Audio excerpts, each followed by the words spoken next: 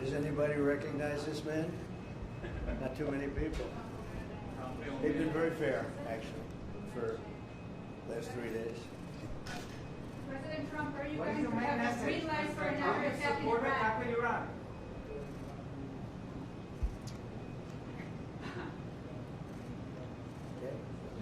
Mr. President, how quickly should you folks move to phase 2 of the peace plan for Gaza? As quickly as we can. But there has to be a disarmament, you know, that we have to disarm with Hamas. So one of the things we'll talk about, certainly, but there has to be a disarming of Hamas. Otherwise, very quickly, yeah. Can you say anything more about the explosion in Venezuela that you mentioned in a radio interview? Did the military do that? Can you share any more details about Well, that? it doesn't matter, but there was a major explosion in the dock area where they load the boats up with drugs.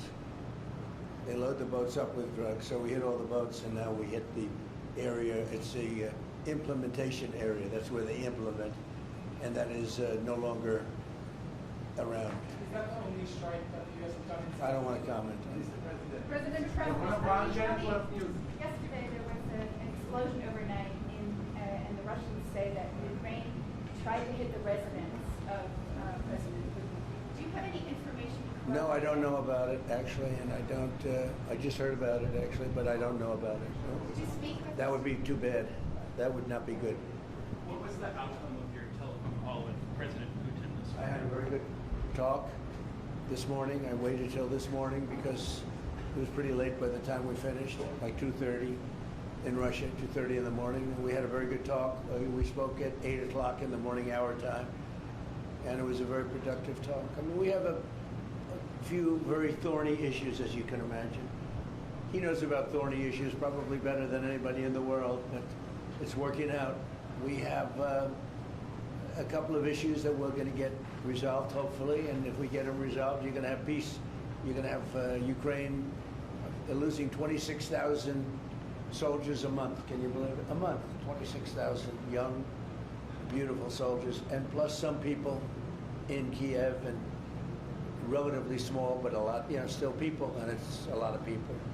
But 26,000 soldiers were killed last month. Yeah, please. President Trump, are you going to allow Turkish forces, or do you expect Turkish forces to be stationed in Gaza? So I have a great relationship with President Erdogan, and we'll be talking about it. And if it's good, I think that's good. And a lot will be having to do with Bibi. We're going to be talking about that. But Turkey's been great, and he's been, you know, excellent as far as I'm concerned. I don't know about you. To me, he's been very good. Can we get another question from Israel? Sure. Yes. Mr. President, can you tell me a little bit about your relationship with Prime Minister Netanyahu and how important it is for you to see him be pardoned by the Israeli president? Look, he's a wartime prime minister. He's done a phenomenal job. He's taken Israel through a very dangerous period of trauma. Israel, with other people, might not exist right now, if you want to know the truth. That's a pretty big statement, but it's true. I feel that. You had the wrong prime minister. Israel right now would not exist because they were met with a force the likes of which very few countries could have handled, and we worked together, and we were extremely victorious, to put it mildly. Now I hear that Iran is trying to build up again, and if they are, we're going to have to knock them down. We'll knock them down. We'll knock the hell out of them, but hopefully that's not happening. I heard Iran wants to make a deal. If they want to make a deal, that's much smarter. You know, they could have made a deal the last time before we went through, you know, a big attack on them, and they decided not to make the deal. They wish they made that deal. So I think, again, they should make a deal. They want to make a deal, but sometimes that doesn't happen. Yeah, please. Mr. Trump, WMLH 24 News Israel, would you support the overthrow of the Iranian regime? Who? Iranian regime. I'm not going to talk about overthrow of a regime. They've got a lot of problems in Iran. They have tremendous inflation. Their economy is bust. Their economy is no good. And I know that people aren't so happy, but don't forget, every time they have a riot or somebody forms a group, little or big, they start shooting people. You know, they kill people. And the people tend to, I've watched this for years, there's tremendous discontent. They form 100,000, 200,000 people. All of a sudden, people start getting shot. And that group disbands pretty quickly. So I've watched it for years. They're vicious, vicious people, yeah. Mr. President, will you support an attack, Israeli attack on Iran if Iran will not have a deal? If Iran will continue with their ballistic missiles and also nuclear weapons? If they will continue with the missiles, yes. The nuclear, fast. Okay? One will be yes, absolutely. The other was, we'll do it immediately. Mr. President, one of us from Channel 12 News. What are your plans regarding Gaza for the next few weeks? Well, we're going to be dealing on Gaza. That's why this very great prime minister is here right now. We're talking about Gaza. We're talking about a lot of things. We have about 5 major subjects that we're discussing, and Gaza will be one of those subjects.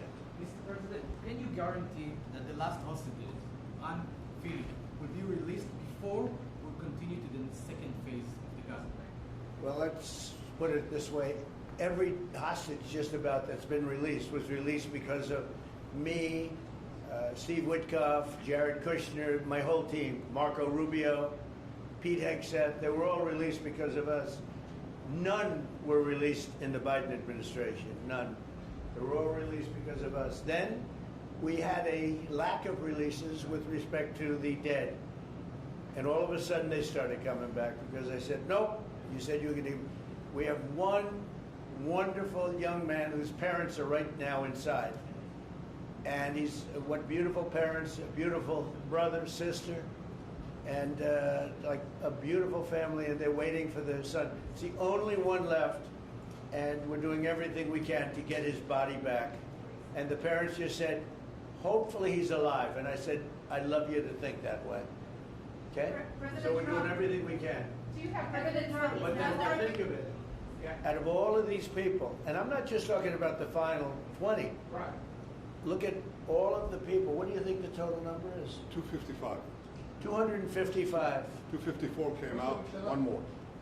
Think of that. And we got them all. President Trump, Nobody else got them. President Trump, does the reconstruction of Gaza, President Trump, does the reconstruction of Hold on 1 Gaza, second. Y'all do you. Just let her go. does the reconstruction of Gaza will begin even before Hamas is disarmed? I think it's going to begin pretty soon, yeah.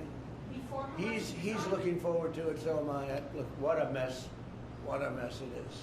And it's been a mess for centuries. Really. It's been a mess for a long time. It's seems to be born for that, but we're gonna straighten it out. No, we're already starting certain things. We're doing things for sanitary conditions and others. But Gaza's a tough place. You know the expression, it's a tough neighborhood. That's truly a tough neighborhood. Yeah, you had a question in the back? Go ahead. Yeah, please, go ahead. I'll ask you about the relationship between you and the Prime Minister. What about it? They said that there is no relationship, good relationship between you. I don't think it can be better. We just won a big war together. You know, if we didn't beat Iran, you wouldn't have had peace in the Middle East because nobody would have been able, the Arab countries who have been fantastic, would not have been able to make a deal.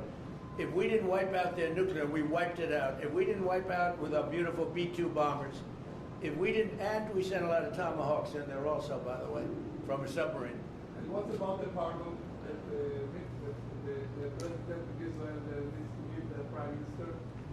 A pardon? The pardon. Oh, I think you will. How do you not? He's a wartime prime minister who's a hero. How do you not give a pardon? You know, I think it's a very hard thing not to do it. I spoke to the president, and it's on. I mean, he tells me it's on its way. Mr. You can't do better than that, right?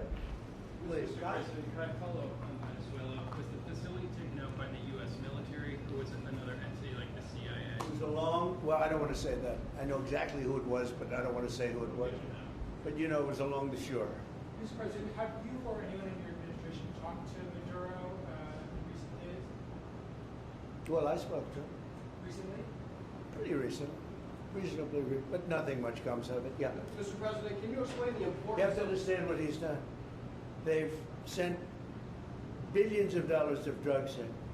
But maybe just as bad, they've sent hundreds of thousands of people in from jails, from prisons, from mental institutions and insane asylums. The drug lords, the drug dealers were all sent into our country. But think of it, what he's done. Tren de Aragua, probably the worst gang. They cut off people's fingers. One man made a phone call to complain about them. He cut off their hand. They cut off his hand. Don't ever make a phone call again. We'll cut off your hand. After that, we'll kill you, they said. That was in Colorado. No, they sent in all of the bad ones. They sent in some bad people. And that to me was just terrible. And they send in drugs. Now, I will say this. 97% of the drugs coming in by sea stopped. We're trying to figure out who the other 3% are. They have a hard time getting people to pilot those boats. But 97% of the drugs coming in by the ocean, by the sea, by water, are gone.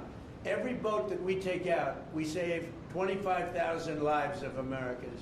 Thank you very much, everybody. We'll see you. We're going to have a big meeting, and we'll see you in a couple of hours if you'd like. And if you'd like, you can come up and have lunch like you did yesterday. Would you like that or not? Do you want that? Oh, yes.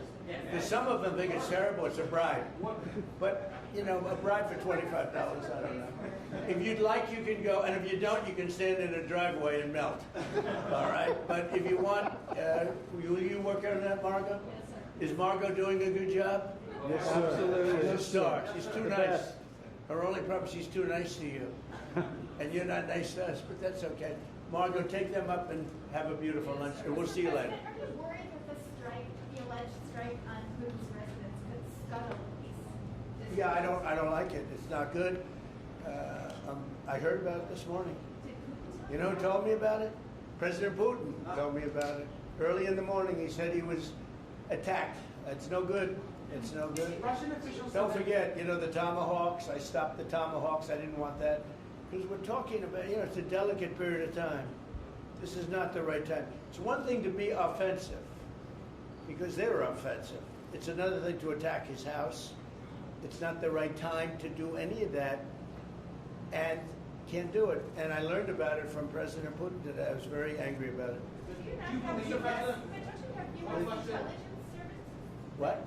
Don't you have U.S. intelligence services that monitor that region very closely? Is there any evidence? Well, that the it came US out. It came out. Well, we'll find out. I mean, you're saying maybe the attack didn't take place. It's possible too, I guess. But President Putin told me this morning it did. One question, Mr. President. Can you expound on the importance of a strong relationship with the State of Israel? And Mr. Prime Minister, you called President Trump the strongest friend for the State of Israel. You've worked with numerous administrations, numerous presidents. Can you expound on that? What makes President Trump such a strong friend for the State of Israel? What are you going first? I'll say it again and again and again. We've never had a friend like President Trump in the White House. It's not even close. And I think you can judge that by not merely by the frequency of our meetings, but by the content and the intensity. I think Israel is very blessed to have President Trump leading the United States, and I'll say leading the free world at this time. I think it's not merely Israel's great fortune. I think it's the world's great fortune. Well, I just want to say that it's very important who the Prime Minister and President of Israel is. We have a great relationship. It was an honor to speak before your leaders. That was a great honor for me. I think it has not happened before, or something they told me. But the relationship's been extraordinary, and Bibi's a strong man. He can be very difficult on occasion, but you need a strong man. If you had a weak man, you wouldn't have Israel right now. Israel would have been, you know, Israel with most other leaders would not exist today. They would not exist. And now they're stronger than ever. Yeah, please. Are you going to ask Netanyahu to sign an agreement with Syria? Well, I hope he's going to get along with Syria, because the new president of Syria is working very hard to do a good job. He really is. I know he's a tough cookie, and he's, you know, you're not going to get a choir boy to lead Syria. That's the one thing I will say. So I hope they're going to get along, because You know, I dropped the sanctions on Syria because otherwise they wouldn't have had a chance. We want to see Syria survive. So we're going to be talking about Syria too. Okay? Thank you very much, everybody.